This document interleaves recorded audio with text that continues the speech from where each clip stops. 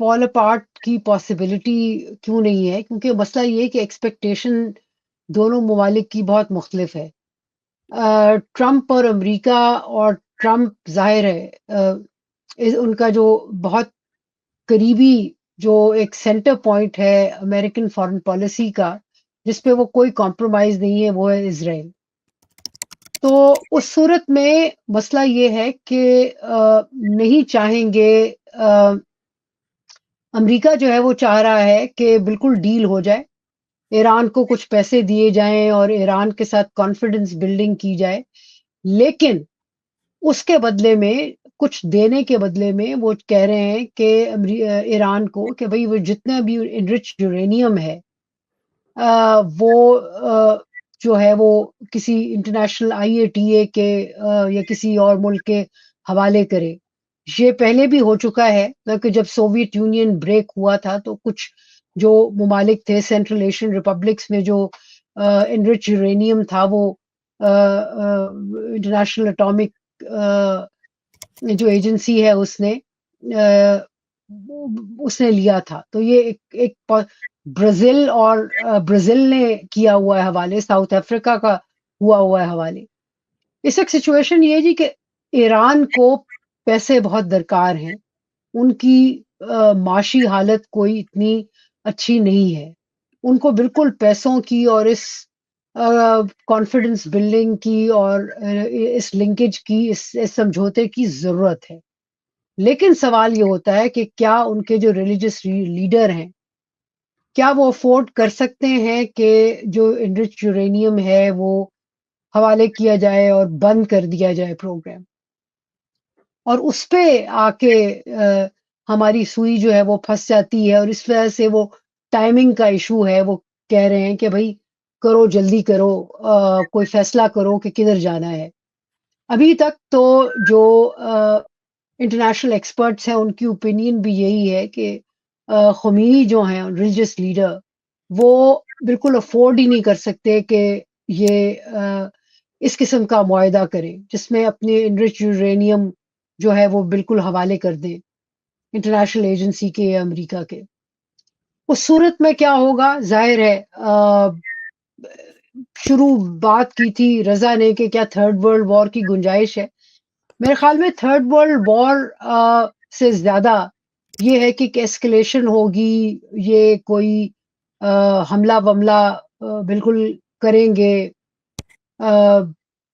کوئی اٹیک جو ہے وہ کریں گے. اور اسرائیل تو ویسے ہی تڑپ رہا ہے کہ ایران کے نیوکلیئر جہاں ایسیٹس ہیں ان پہ حملہ کیا جائے. میں جب رضا نے سوال شروع کیا کہ کیا ہوگا تو مجھے ہنسی بھی آ رہی تھی، کیونکہ کم از کم ایران امریکہ کی ٹینشن میں ہماری دکان ضرور لگ جائے گی پاکستان کی. اور I know. پاکستان بالکل، تو لیکن یہ کوئی اچھی بات نہیں ہے، نہ ہی میں دعا کرتی ہوں، کیونکہ ظاہر ہے ایک طرف دکان لگے گی، پیسے آئیں گے، امریکہ ہماری طرف دیکھے گا زیادہ غور سے. لیکن یہ ہے کہ پاکستان جنرلی افورڈ نہیں کر سکتا. ہمارے یہاں 21% سے زیادہ شیعہ پاپولیشن ہے، اور پھر جو ایک سیکٹیرین کانفلکٹ جو کہ ہم نے دیکھا ہوا ہے 90 کی دہائی میں، 2010 اتنا برا سیکٹیرین کانفلکٹ وہ دوبارہ سے شروع ہونے کا خدشہ ہے. جی بالکل. سوری عائشہ، میرا بیچ میں یہ انٹرنیٹ آپ کو پتا فرسٹ ورلڈ کا ماشاءاللہ یہ حال ہو گیا. لوگ یہاں پہ کہہ رہے تھے ڈکلائننگ سپر پاور ہے، تو آپ کو خود ہی ناظرین کو اندازہ ہو جانا چاہیے کہ جتنے انٹرنیٹ بھی صحیح نہیں چلتا.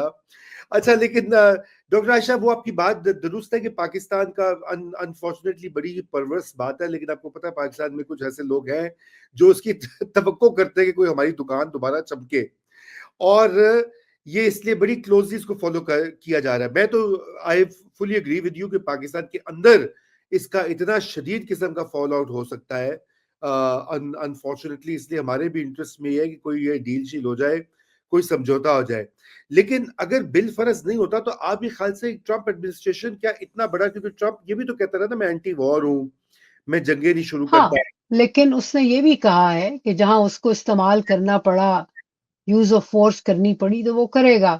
یہ اس نے کبھی انکار نہیں کیا کہ وہ رائٹ یوز آف فورس نہیں کرے گا.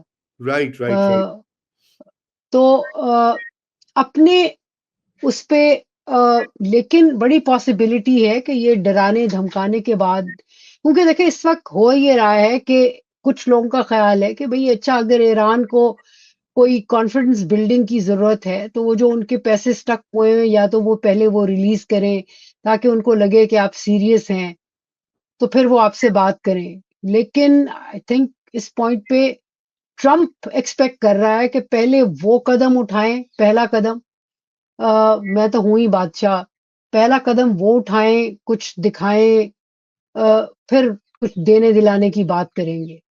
تو رائٹ یہ جو ایگوز کی بھی درمیان میں ایگوز بھی پھنس جاتی ہیں، تو who is going to blink first جو ہے اس کا معاملہ جو ہے وہ ایگوز سے بھی جڑا ہوا ہے. اگریڈ اور یہ تو بہت ہی جذباتی اور احمق قسم کے آدمی ہیں. ہاں مجھے ٹرمپ صاحب بالکل رات کو جو سو کے اٹھتے ہیں صبح وہ پالیسی کی صورت میں آتا ہے. ہاں تو اس کی وجہ سے ایک انسرٹینٹی کی حالت ہے، اور انسرٹینٹی جو ہے وہ خود کانفلکٹ انڈیوسنگ ہوتی ہے.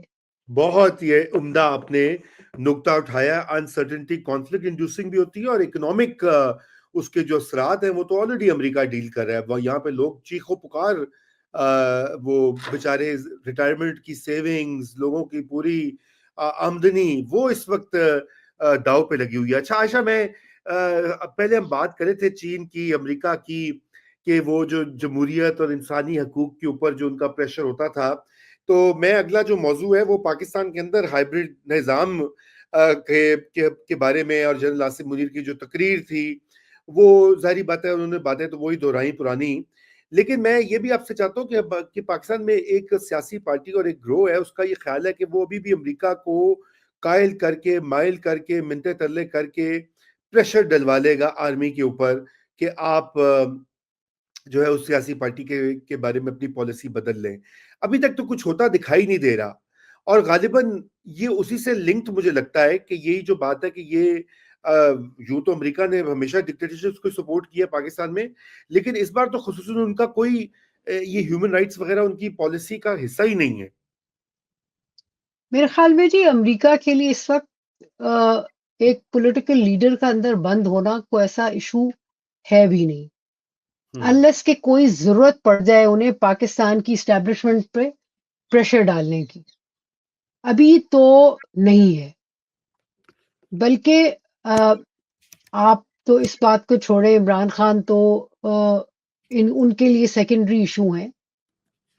بلکہ ہندوستانی میڈیا کے دوستوں سے بات ہو رہی تھی، وہ جو ابھی تحاور رانا کو انہوں نے انڈیا کے حوالے کیا ہے کہ آگے کیا بنے گا. تو میرا پوائنٹ آف ویو تو یہی تھا کہ تحاور رانا کو کیا ہے لیکن ڈیوڈ ہیڈلی کو نہیں کیا. ڈیوڈ ہیڈلی امریکن ہے، پلی بارگن کر کے بیٹھا ہوا ہے.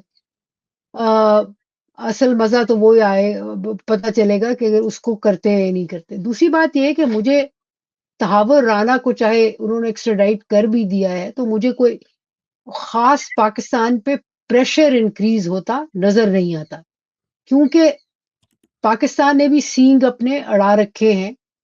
پاکستان سمجھتا ہے کہ بے شک چاہے چائنا کے ساتھ دوستی ہے، چائنا پہ ویپنز کی ڈیپینڈنس ہے، چائنا پاکستان کے لیے بہت امپورٹنٹ ہے، لیکن امریکہ ریمینز ایکولی امپورٹنٹ.